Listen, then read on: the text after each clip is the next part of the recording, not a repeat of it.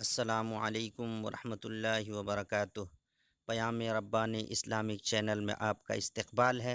इस तरह के मज़ीद तकारीर, खुतबात और इस्लामिक वीडियोज़ सुनने और देखने के लिए सब्सक्राइब करें, लाइक और शेयर करें। शुक्रिया। इन्नल हम्दुलिल्लाह शुक्रिया। नहमदुहु व नस्तईनुहु व नस्तगफिरुह व नऊज़ु बिल्लाहि मिन शुरूरि अनफुसिना व मिन सय्यिआति अमालिना मन यहदिहिल्लाहु फला मुदिल्ल लहु व मन युद्लिल्हु फला हादिय लहु व अशहदु अल्ला इलाहा इल्लल्लाह वहदहु ला शरीका लहु وأشهد أن محمدا عبده ورسوله يا أيها الذين آمنوا اتقوا الله حق تقاته ولا تموتن إلا وأنتم مسلمون يا أيها الناس اتقوا ربكم الذي خلقكم من نفس واحدة وخلق منها زوجها وبث منهما رجالا كثيرا ونساء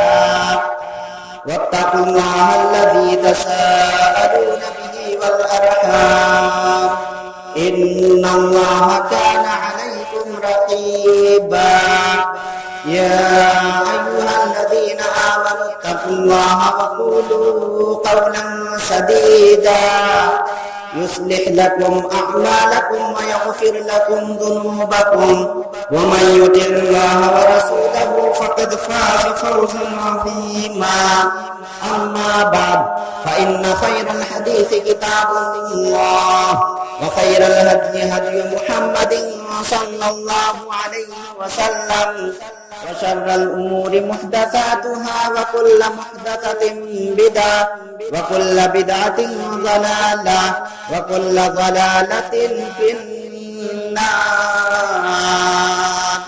أعوذ بالله من الشيطان الرجيم. بسم الله الرحمن الرحيم.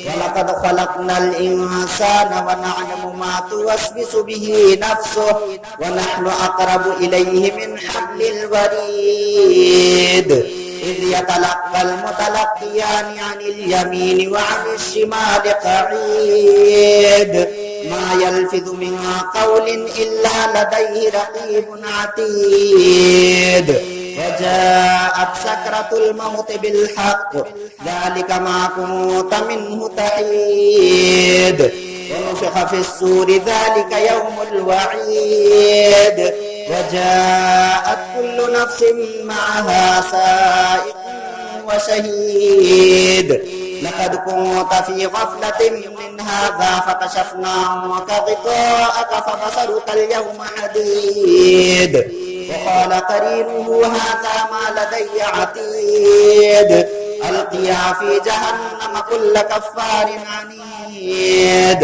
مناع للخير معتد مريب الذي جعل مع الله إلها آخر فألقياه في العذاب الشديد قال قرينه ربنا ما أطغيته ولكن كان في ضلال بعيد قال لا تختصموا لدي وقد قدمت إليكم بالوعيد ما يبدل القول لدي وما أنا بظلام للعبيد وقال الله تبارك وتعالى في مقام آخر بسم الله الرحمن الرحيم إن عدة الشهور عند الله 12 شهرا في كتاب الله يوم خلق السماوات والأرض منها 4 حرم ذلك الدين القيم فلا تظلموا فيهن أنفسكم وقال الله تبارك وتعالى أيضا والسابقون الأولون من المهاجرين والأنصار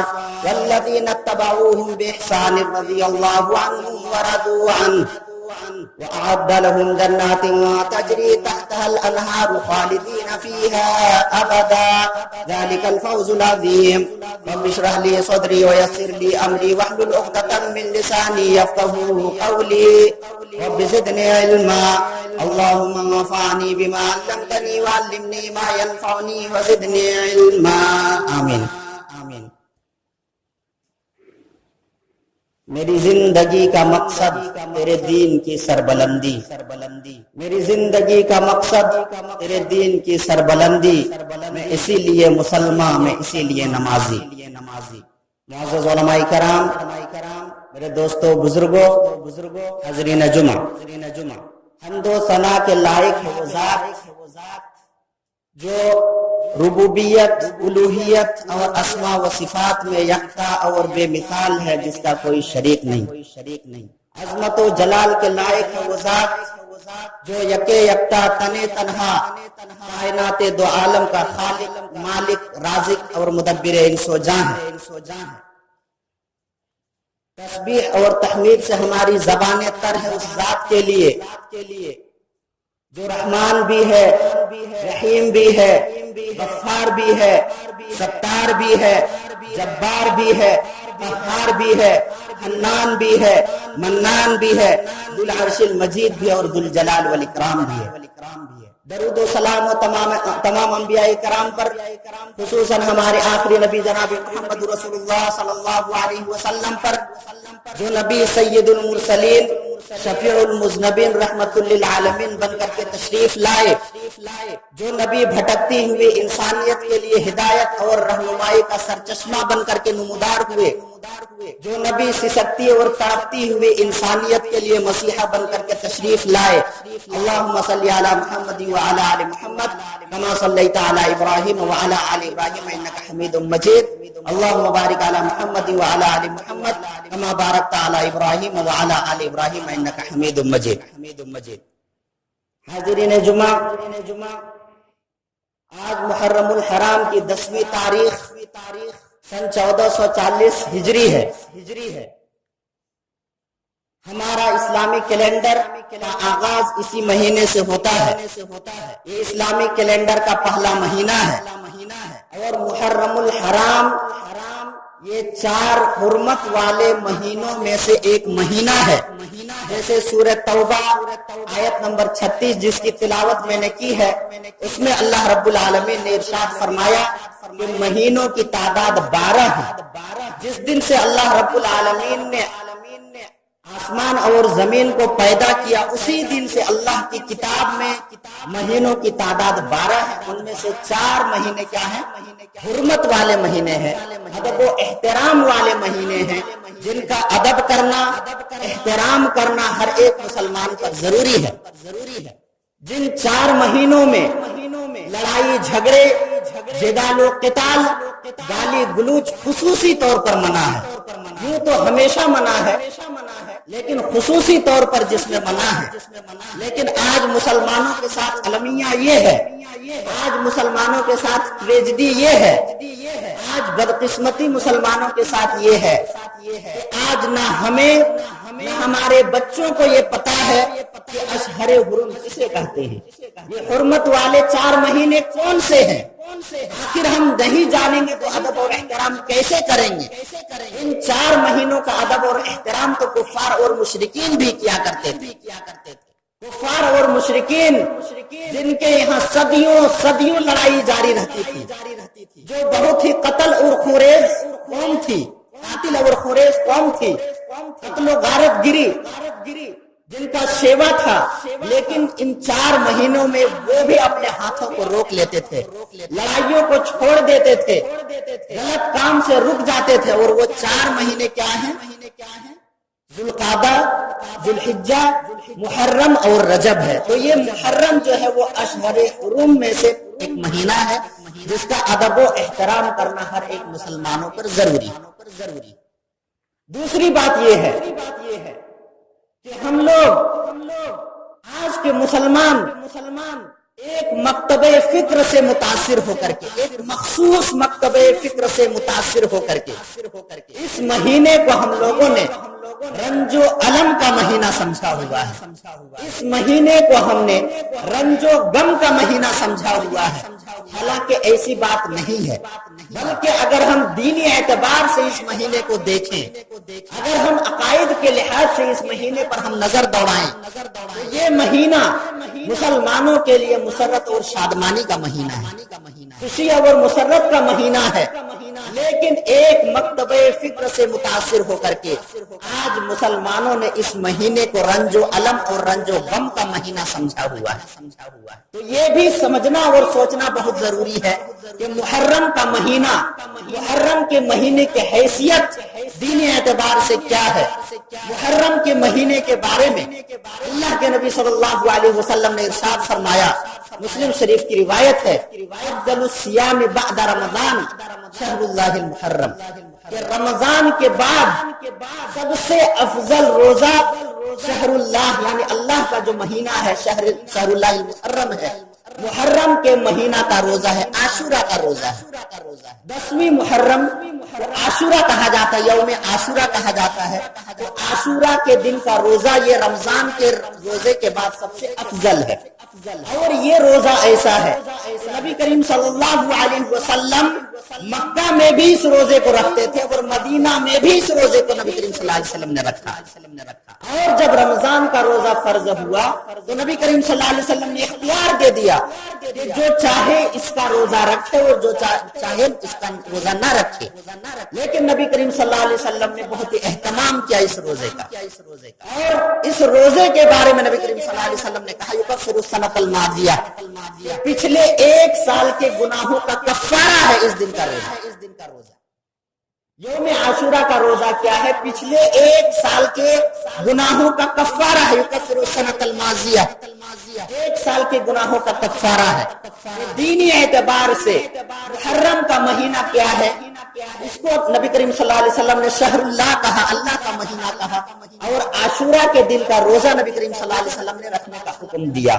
اور ساتھ ہی ساتھ نبی کریم صلی اللہ علیہ وسلم نے یہ بھی کہا کہ یہودیوں کی مخالفت کرو، اس لیے کہ 10ویں محرم کے دن بنی اسرائیل کو اللہ رب العالمین نے فرعون سے اور فرعونیوں سے نجات دی. تو اس خوشی میں یہودی یوم عاشورہ کا روزہ رکھا کرتے تھے. جب نبی کریم صلی اللہ علیہ وسلم مدینہ پہنچے تو دیکھا کہ یہودی بھی اس دن کا روزہ رکھتے ہیں. تو نبی کریم صلی اللہ علیہ وسلم نے معلوم کیا تو پتا چلا کہ وہ لوگ اس دن کو عید کے طور پر مناتے ہیں. تو نبی کریم صلی اللہ علیہ وسلم نے وفات سے 1 سال قبل یہ ارشاد فرمایا تھا کہ اگر میں آنے والے سال زندہ رہوں گا تو 9ویں محرم کا بھی روزہ رکھوں گا. تو 9ویں محرم اور 10ویں محرم یعنی یہودیوں کی مخالفت میں 10ویں محرم کے ساتھ 9ویں محرم کا روزہ ملا لینا چاہیے، یہودیوں کی مخالفت ہے. اور اگرچہ ایک حدیث ہے، اگرچہ اس حدیث میں کلام ہے، محدثین نے اس کو ضعیف قرار دیا ہے، لیکن محدثین نے یہ بھی کہا ہے کہ جیسے محرم کے روزے کے 3 درجے ہیں، اس میں سے جو آخری درجہ ہے وہ یہ بھی ہے کہ اگر کوئی 9ویں محرم کا روزہ نہ رکھ سکے تو 10ویں اور 11ویں کا محرم کا روزہ رکھ لے تاکہ یہودیوں کی مخالفت ہو جائے. تو محرم کی اسلامی نقطۂ نظر سے دینی اعتبار سے بس اتنی ہی اہمیت اور فضیلت ہے کہ اس میں ہمیں روزہ رکھنا ہے. یوم عاشورہ کا روزہ رکھنے کی بہت زیادہ فضیلت ہے. اور موجودہ دور کے ڈھونگ دھسوروں، نوحوں اور ماتموں، ڈھول اور باجوں سے، سینہ کوبیوں سے اس محرم کا کوئی بھی تعلق نہیں ہے.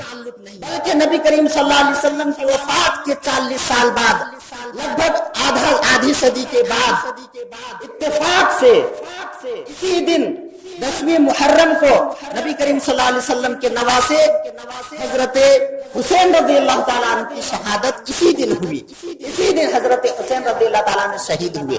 لیکن اس کا تعلق دینی اعتبار سے کچھ بھی نہیں ہے، اس لیے کہ 3 دن سے زیادہ اسلام میں سوگ منانا جائز نہیں.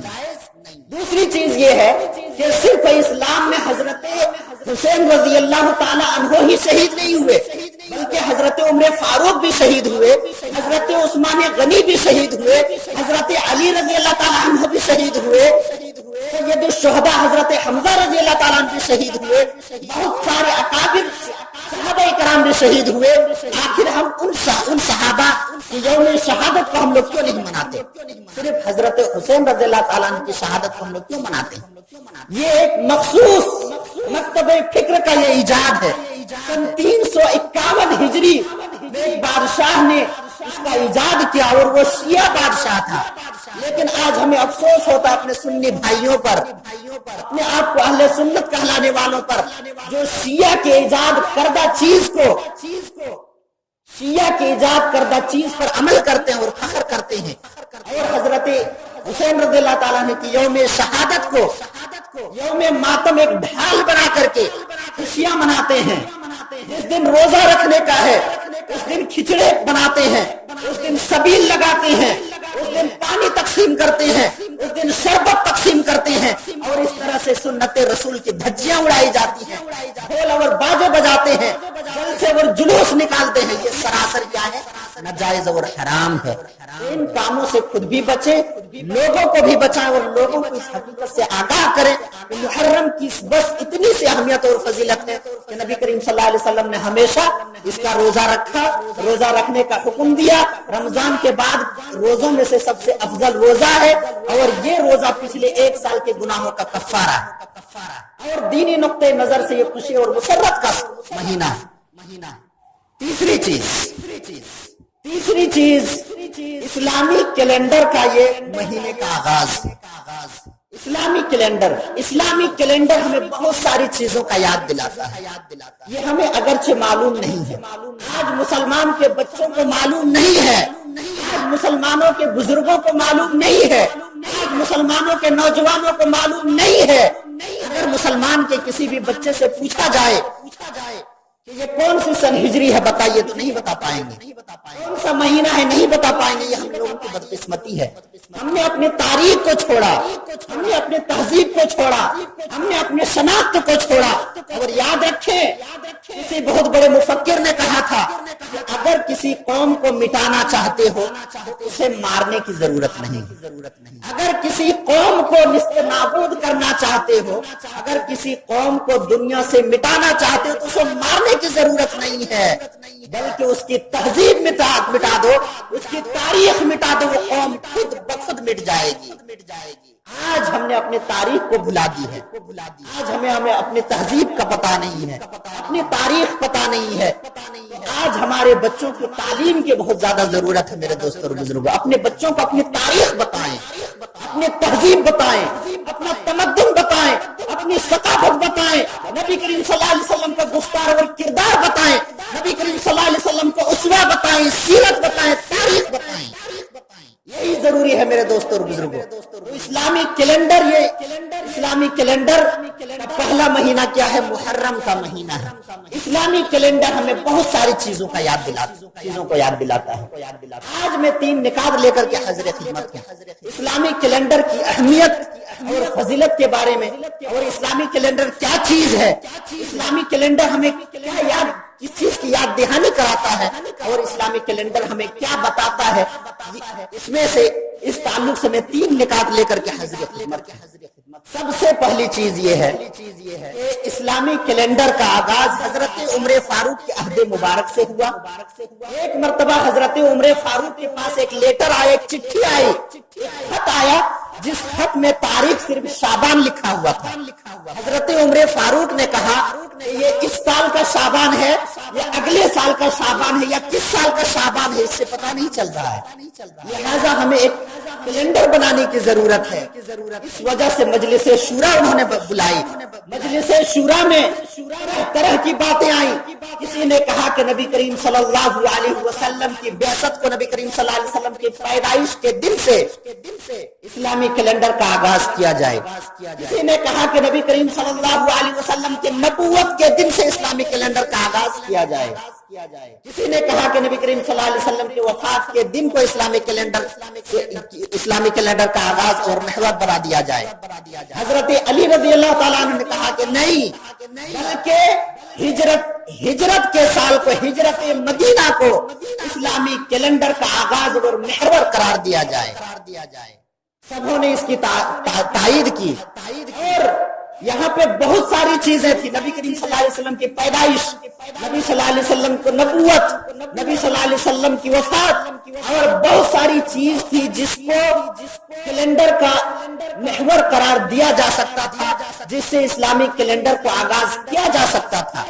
لیکن تمام صحابہ نے ہجرت کو کیوں ترجیح دی، اور ہجرت مدینہ کو کیوں چنا، اور ہجرت مدینہ کے سال سے کیوں اپنے کیلنڈر کا آغاز کیا؟ اس کے پیچھے بہت ساری وجوہات ہیں۔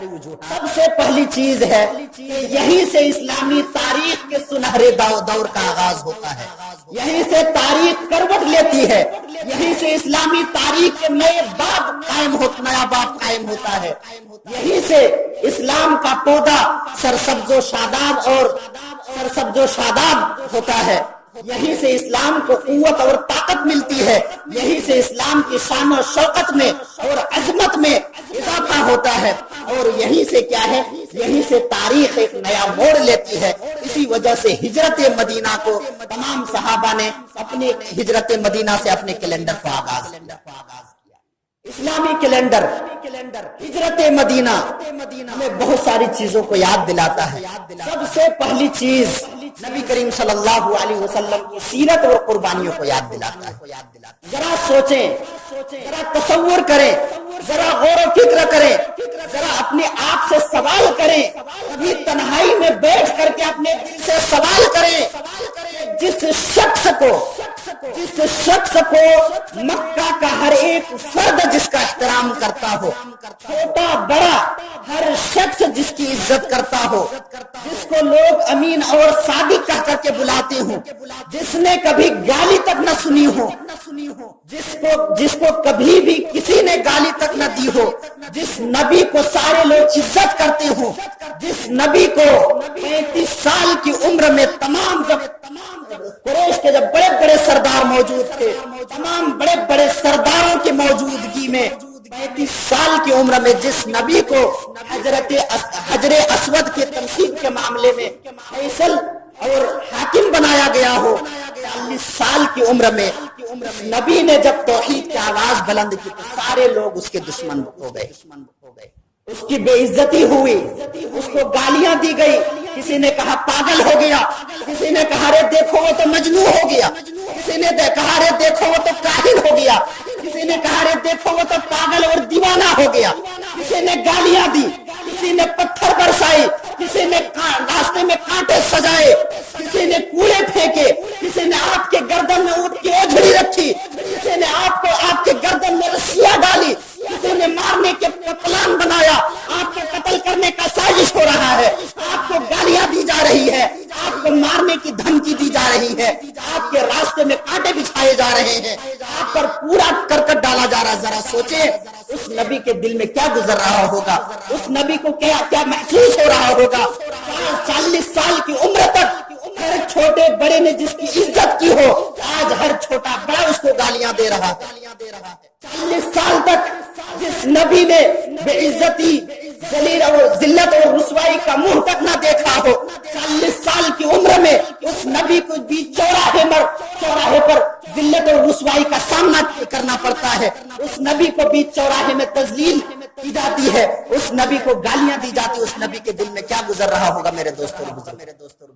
40 سال کی عمر میں آدمی زیادہ حساس ہو جاتا ہے۔ ہم اور آپ دیکھتے ہیں ہمارے سماج اور معاشرے میں لڑکپن کا دور ہوتا ہے، اس کو کچھ بھی کا جو احساس نہیں ہوتا، بچپن کا دور ہوتا ہے کسی چیز کو مائنڈ نہیں کرتا، لڑکپن کا دور ہوتا ہے مائنڈ نہیں کرتا، 30-35 سال کا عمر ہوتا ہے، یہ سیکھنے کا پیریڈ ہوتا ہے، آدمی سیریسلی کسی چیز کو نہیں لیتا، لیکن 40 سال کی عمر میں ایک آدمی میچور ہو جاتا ہے۔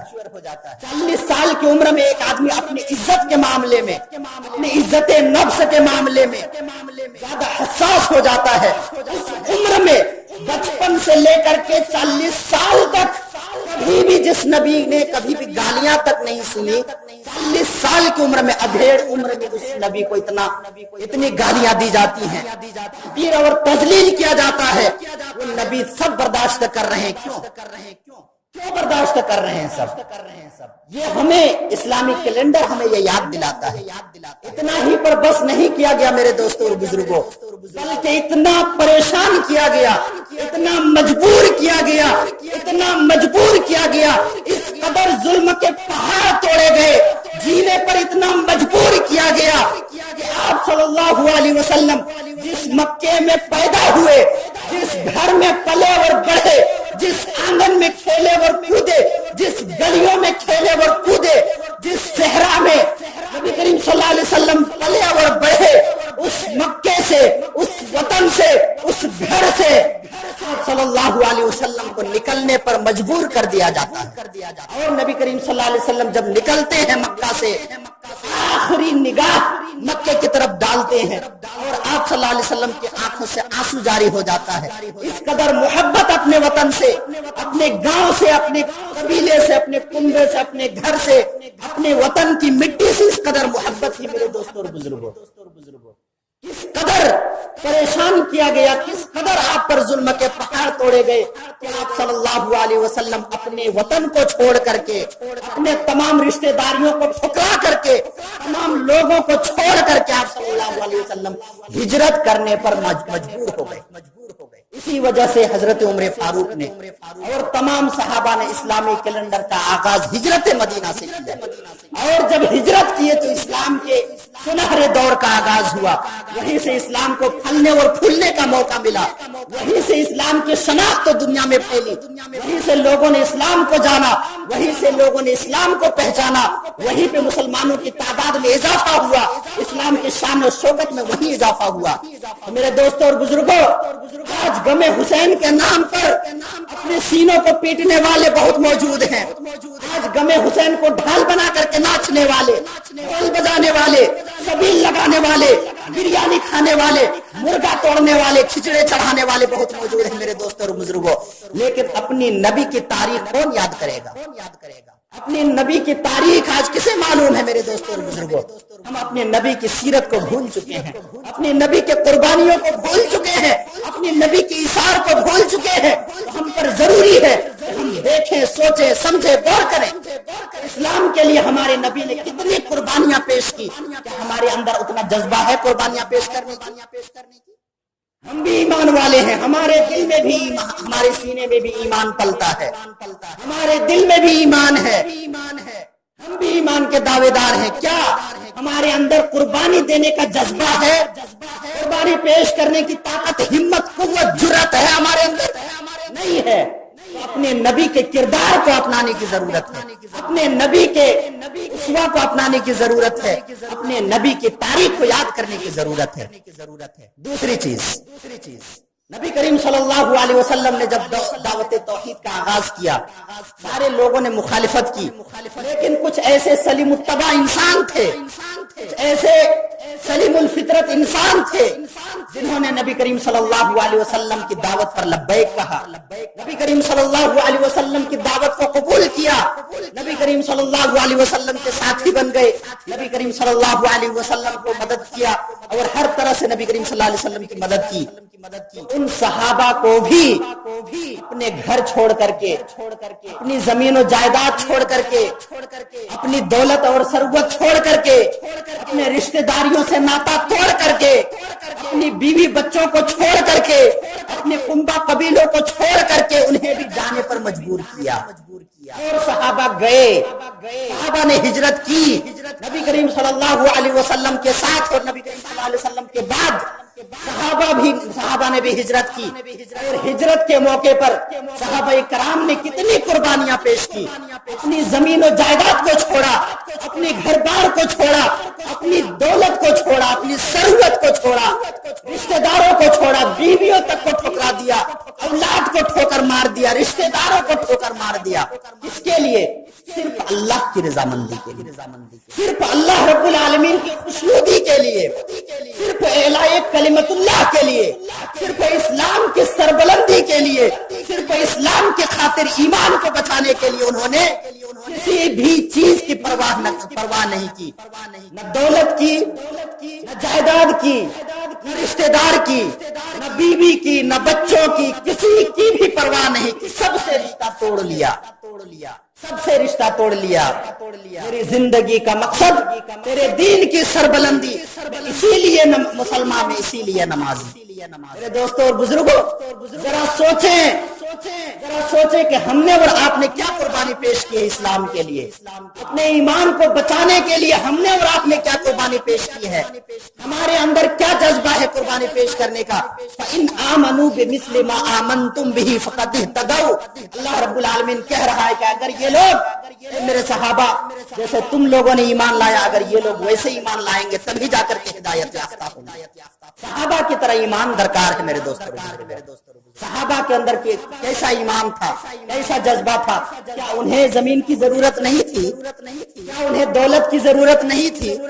کیا انہیں رشتہ دار کی ضرورت نہیں تھی؟ کیا انہیں اپنے اولاد سے محبت نہیں تھی؟ کیا انہیں اپنے والدین سے محبت نہیں تھی؟ کیا انہیں اپنے بیویوں سے محبت نہیں تھی؟ کیا انہیں اپنے قنبہ قبیلے سے محبت نہیں تھی؟ کیا انہیں اپنے وطن سے محبت نہیں تھی؟ سب کچھ تھی، لیکن ان تمام محبتوں سے بڑھ کر کے اللہ کی محبت تھی، جس کے خاطر انہوں نے تمام محبتوں کو بھیٹ کر دیا، تمام محبتوں کی قربانی دے دی۔ تو اسلامک کیلنڈر ہمیں یہ قربانیاں یاد دلاتا ہے، اسلامک کیلنڈر یہ قربانیاں ہمیں یاد دلاتا ہے، مسلمانوں کو کہتا ہے، مسلمانوں کو یاد دلاتا ہے کہ مسلمانوں اسلامی کیلنڈر ہجری ہے، ہجرت سے شروع ہوتا ہے، ہجرت کی تاریخ کو یاد کرو، ہجرت میں کیسی کیسی قربانیاں مسلمانوں نے، صحابہ نے پیش کیا، اس کو یاد کرو۔ تیسری چیز، جب صحابہ کرام ہجرت کر کے جب مدینہ پہنچے، مدینہ کے لوگوں نے بھی قربانیاں، کیسی کیسی قربانیاں پیش کی۔ اللہ ذرا دیکھیں، ذرا سوچیں، جب مسلمان ہجرت کر کے جب مدینہ پہنچتے ہیں تو مدینہ والوں نے کیا کہا؟ مدینہ والوں نے کہا کہ میری زمین فلاں فلاں جگہ ہے، ہم اپنی زمین کا بٹوارا کر دیتے ہیں، اپنی زمین کو دو حصوں میں بانٹ دیتے ہیں، ایک حصہ ہم اپنے مہاجر بھائی کو دے دیتے ہیں جو ہجرت کر کے مکہ سے آئے، اور ایک حصہ ہم رکھیں گے۔ کسی نے کہا کہ میرا باغ ہے، بہت مشہور، بہت بڑا باغ ہے، میں اپنے باغ کے دو حصے کر دیتا ہوں، ایک حصہ میں اپنے بھائی کو دے دیتا ہوں، ایک حصہ میں خود رکھ لیتا ہوں۔ کسی نے کہا کہ میرا ایک چھوٹا سا گھر ہے، اسی گھر کو ہم بیچ سے کاٹ دیتے ہیں، ایک حصہ ہم اپنے بھائی کو دے دیں گے، ایک حصہ میں ہم رکھ لیں گے۔ کسی نے اتنا تک کہہ دیا کہ میری دو بیویاں ہیں، ایک بیوی کو میں طلاق دے دیتا ہوں، ایک بیوی کو میں طلاق دے دیتا ہوں، جو تمہیں پسند ہو اس کو میں طلاق دے دیتا ہوں، اس سے تم شادی کر لو، ایک بیوی پر میں گزارا کر لوں گا۔ کیسی کیسی قربانیاں پیش کی میرے دوستوں اور بزرگوں، اسی وجہ سے ان کا نام انصار پڑا، مددگار پڑا۔ اللہ رب العالمین نے سورہ توبہ آیت نمبر 100 میں اللہ رب العالمین نے انہی لوگوں کے بارے میں ارشاد فرمایا، السابقون الاولون من المہاجرین والانصار الذین اتبعوہم بإحسان رضی اللہ عنہم ورضوا عنہ، کہ مہاجرین اور انصار میں سے جو لوگ ایمان لانے میں سبقت کر گئے، ایمان لانے میں جنہوں نے پہل کی، سب سے پہلے جن لوگوں نے ایمان لایا، والذین اتبعوہم بإحسان، اور اس کے بعد بھی جن لوگوں نے اسلام قبول کیا، ایمان لایا، اور سابقون الاولون کی پیروی کی، اخلاص کے ساتھ، خلوص اور للہیت کے ساتھ پیروی کی، ان تمام صحابہ کے لیے اللہ رب العالمین نے کیا کہا؟ رضی اللہ عنہم ورضوا عنہ، اللہ ان سے راضی، یہ اللہ سے راضی۔ کتنی بڑی سرٹیفکیٹ ہے، کتنا بڑا سند ہے میرے دوستوں اور بزرگوں، کتنی بڑی سرٹیفکیٹ ہے یہ اللہ رب العالمین صحابہ کو دے رہا ہے۔ کیا؟ رضی اللہ عنہم، کہ اللہ رب العالمین ان تمام صحابہ سے راضی ہو گیا، اور یہ صحابہ بھی اللہ سے راضی ہو گئے۔ اتنا ہی نہیں کہا، اللہ رب العالمین نے کہا وَأَعَدَّ اللَّهُ لَهُمْ، اور اللہ رب العالمین نے ان لوگوں کے لیے وعدہ کیا؟ جنات تجری تحت الانہار خالدین فیہا ابدا، ایسی جنت کا جس کے نیچے نہریں جاری ہیں، اس جنت میں ہمیشہ ہمیشہ رہیں گے۔ اتنا ہی نہیں، ذالک الفوز العظیم، اور اس دنیا کی سب سے بڑی کامیابی یہی کامیابی ہے۔ آج ہمارا تصور یہ ہے کامیابی کے متعلق، نوکری مل جائے بہت بڑی کامیابی ہے، سروس مل جائے بہت بڑی کامیابی ہے، ہمارا ایک فلیٹ بن جائے، اچھا سا گھر بن جائے بہت بڑی کامیابی ہے، ہمارا بزنس چل جائے بہت بڑی کامیابی ہے، زمین و جائیداد کے ہم مالک بن جائے بہت بڑی کامیابی ہے، اس دنیا کو ہم اپنی مٹھی میں کر لیں بہت بڑی کامیابی ہے، عیش و عشرت کے سارے سامان ہمارے گھر میں بہت بڑی کامیابی نہیں۔ ذالک الفوز العظیم، بڑی کامیابی کیا ہے؟ اللہ رب العالمین کی رضامندی سب سے بڑی کامیابی ہے، جنت سب سے بڑی کامیابی ہے، اور صحابہ کو اللہ رب العالمین نے جنت کا سرٹیفکیٹ دیا میرے دوستوں اور بزرگوں۔ تو صحابہ نے، انصار مدینہ نے کیسی قربانیاں پیش کی، اپنے بھائیوں کے لیے اپنا گھر کا دروازہ کھول دیا، اپنا دل کا دروازہ کھولا، اپنے گھر کا دروازہ کھولا، دل کھول کر کے اپنے بھائیوں کی مدد کی۔ ذرا ٹھنڈے دل سے سوچیں، ذرا اپنے دل میں ہاتھ رکھ کر کے سوچیں، ذرا دن کی تنہائی میں یا رات کے اجالے میں بیٹھ کر کے سوچیں کہ آج ہم اتنے تعداد میں یہاں پہ موجود ہیں، اگر ایک غیر مسلم، only one person، ایک اگر غیر مسلم اسلام قبول کرتا ہے، جس کے پاداش میں اس کو گھر سے نکال دیا جاتا ہے، وہ ہمارے گاؤں میں آ جاتا ہے اور کہتا ہے کہ ہم نے اسلام قبول کیا، ہم کو گھر سے نکال دیا گیا، ہم کو زمین دے دو، گھر دے دو۔ کوئی ہے جو اپنی زمین کا 2 حصہ کر کے اس کو دے دے؟ کسی کے اندر اتنی ایمانی قوت ہے، کسی کے ایمان میں اتنی شدت اور حدت ہے، کسی کے ایمان میں اتنی حرارت ہے، کسی کے ایمان میں اتنی چاشنی ہے؟ نہیں ہے کسی کے اندر اتنی سی بھی، پورے گاؤں والا مل کر کے بھی اتنی قربانی نہیں دے سکتا۔ دے سکتا ہے ایک آدمی کی زمین جائیداد اور گھر کا انتظام کر دے سکتا ہے، اتنی قربانی دے سکتا نہیں۔ ان صحابہ پر قربان جائیے، ان انصاریوں پر قربان جائیے جنہوں نے اپنے تمام مہاجروں کے لیے اپنے گھر کے دروازے کھول دیے، اپنے باغوں کے دروازے کھول دیے، اپنے زمین کے بٹوارے کر دیے، اپنے گھر کے بٹوارے کر دیے۔ تو آج ضرورت ہے ایسے ایمان کی، ایسے ایمانی قوت کی آج ضرورت ہے میرے دوستوں اور بزرگوں۔ اسلامی کیلنڈر صرف بولنے کے لیے، بتانے کے لیے اور لکھنے کے لیے نہیں ہے، بلکہ اسلامی کیلنڈر ہمیں یہ چیزیں یاد دلاتا ہے۔ اسلامی کیلنڈر ہمیں ان قربانیوں کی یاد دلاتا ہے۔ اسلامی کیلنڈر ہمیں ان قربانیوں کا مطالبہ، ہم سے ان قربانیوں کا مطالبہ کرتا ہے۔ میرے دوستوں اور بزرگوں، آج ہم میں سے ہر ایک شخص اپنے آپ میں پریشان ہے، ہر ایک شخص دنیاوی اعتبار سے پریشان ہے، اپنے ایمان کو بچانے کے لیے کوئی پریشان نہیں ہے۔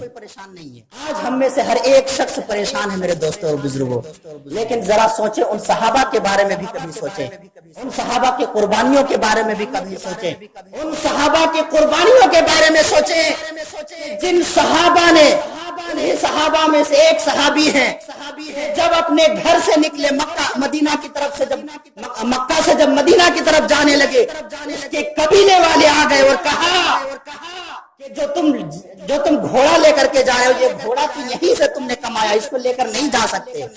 کسی نے کہا کہ جو تم زیادہ راہ، جو سفر کے لیے جو تم خرچ لے کر کے جا رہے ہو، جو مال لے کر کے جا رہے ہو، یہ بھی نہیں لے جا سکتے، اس کو بھی چھوڑ دو، یہ بھی تم نے مکہ سے کمایا ہے، اس کو بھی چھوڑا۔ کسی نے کہا کہ یہ جو کپڑے تم نے پہنے، یہ کپڑے بھی تم نے مکے میں رہ کر کے کمائے ہیں، تمہارے مکے کی کمائی، اس کپڑے کو بھی اتار دو۔ ایمان کے لیے، اللہ کی رضامندی کے لیے اپنے کپڑے کو بھی اتار دیا، ایک بورا لیا، اس کو بیچ میں 2 ٹکڑا کیا، ایک سے اپنے شرمگاہ کو ڈھکا، ایک کو اپنے جسم میں لپیٹا اور تنے تنہا مدینہ کی طرف روانہ ہو گئے۔ مدینہ کی طرف روانہ ہو گئے۔ نبی کریم صلی اللہ علیہ وسلم نے جب اس کو دیکھا تو پوچھا کہ آپ کا نام کیا ہے؟ کہا کہ عبدالعزہ شرکیہ نام تھا۔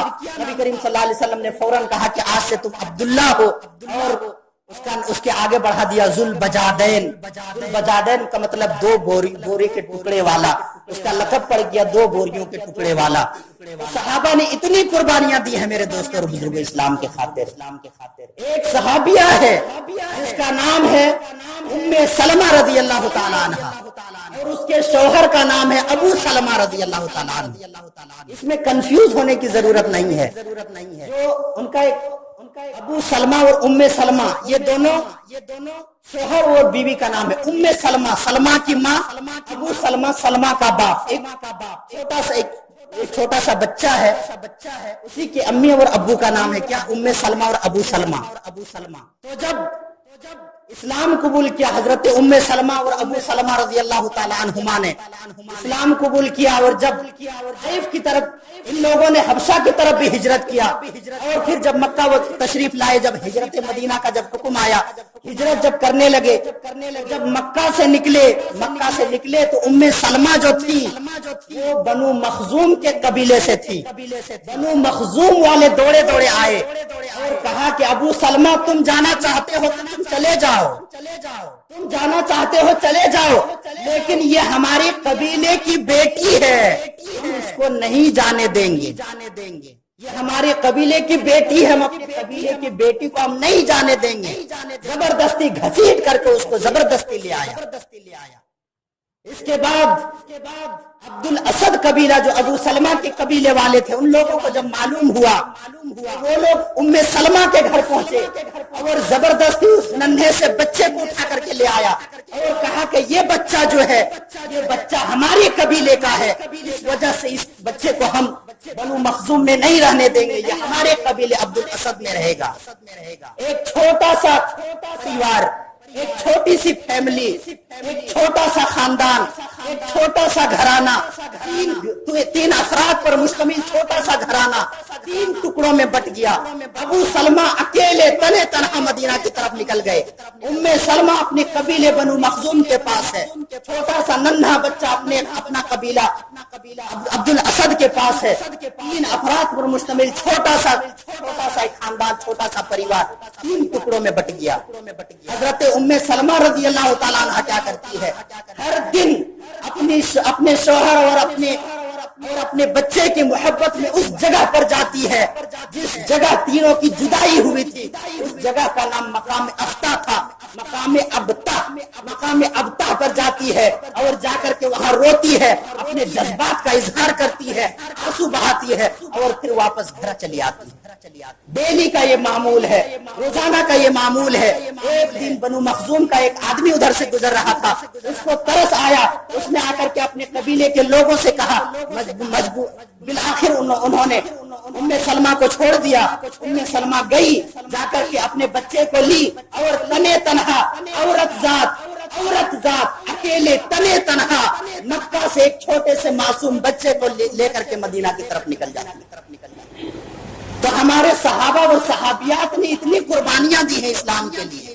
میرے دوستوں اور بزرگوں، ذرا تصور کریں، ذرا سوچیں کہ اس عورت پر کیا گزر رہی ہوگی جس کا شوہر مدینہ میں، جس کا بچہ دوسرے خاندان میں، جہاں پہ ماں اکیلی تڑپ رہی ہے اپنے بچے کے لیے، اپنے شوہر کے لیے، اپنے ایمان کو بچانے کے لیے۔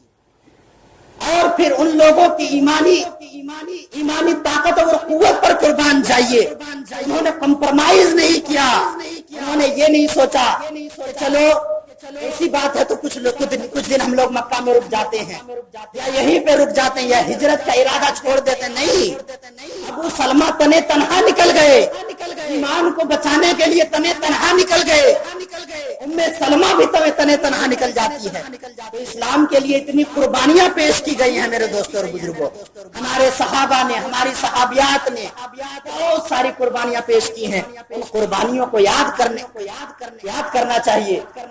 ہم اپنے صحابہ کی تاریخ کو ہمیں یاد کرنا چاہیے، نبی کی سیرت کو یاد کرنی چاہیے میرے دوستوں اور بزرگوں۔ اور اسلامی کیلنڈر ہمیں یہ قربانیاں یاد دلاتا ہے، اسلامی کیلنڈر ہمیں یہ سب چیزیں بتاتا ہے، اس لیے کہ ہمارے کیلنڈر کا آغاز ہجرت مدینہ سے ہوتا ہے۔ ہجرت مدینہ کے ساتھ بہت ساری چیزیں جڑی ہوئی ہے، ہجرت مدینہ بہت ساری چیزوں کا اپنے ساتھ سمیٹی ہوئی ہے۔ تو ان چیزوں کو یاد کرنے کی ضرورت ہے، سوچنے کی ضرورت ہے، اپنے اندر ایمانی قوت جگانے کی ضرورت ہے، اپنے ایمان میں شدت اور حدت لانے کی ضرورت ہے، اپنے ایمان میں نظر ثانی کی کرنے کی ضرورت ہے، اپنے اندر قربانی کا جذبہ پیدا کرنے کی ضرورت ہے، اسلام کی محبت پیدا کرنے کی ضرورت ہے، اللہ کی محبت پیدا کرنے کی ضرورت ہے، اللہ کی رضا کے لیے، اللہ کی خوشنودی کے لیے کسی بھی حد تک گزر جانے کی قوت اور عزم اور حوصلہ پیدا کرنے کی ضرورت ہے۔ اللہ رب العالمین سے دعا ہے کہ اللہ تعالیٰ ہم تمام لوگوں کے ایمان میں تو قوت عطا فرما، ہم تمام لوگوں کے اندر اسلام کے لیے، اپنے ایمان کو بچانے کے لیے قربانی پیش کرنے کا جذبہ تو پیدا کر دے، ہم تمام لوگوں کے ایمان کو تو صحیح سلامت رکھ، جب تک ہم زندہ رہیں اسلام پر ہمیں زندہ رکھ، اور جب ہمارا خاتمہ ہو تو خاتمہ بالخیر ہو۔ آمین تقبل یا رب العالمین۔ بارک اللہ لنا ولکم بالقرآن العظیم ونفعنا وإياكم بالآيات والذكر الحكيم إنه تعالى جواد كريم ملك برؤوف